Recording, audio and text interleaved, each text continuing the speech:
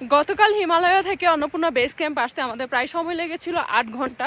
Distance ছিল প্রায় 13 কিলোমিটারেরও বেশি। আর আমরা হাইট গেইন করেছি প্রায় 1400+ মিটার। ডাউন হিল ছিল শুধুমাত্র 100 মিটার। আর পুরো ট্রেল জুড়ে আমরা বৃষ্টিতে ভিজে ভিজে এসেছি। সবাই পঞ্চ ছিল, পঞ্চ পরে নিয়েছিলাম, আর আমার কাছে ছাতা ছিল, ছাতা নিয়েছি।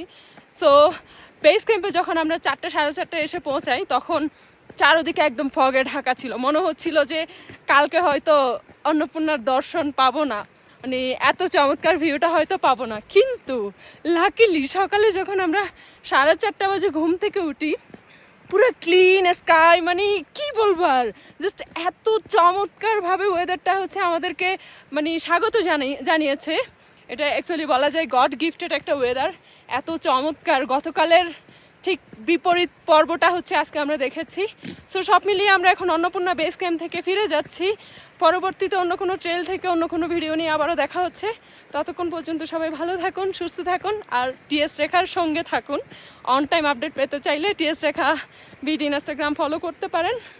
আর আমার সাথে যারা ট্যুর করতে চান, আমার জুম ওয়েলকে ফলো করতে পারেন। ওখানে আমাদের ইভেন্ট ডিটেলস দেওয়া হয়। আর অন্নপূর্ণা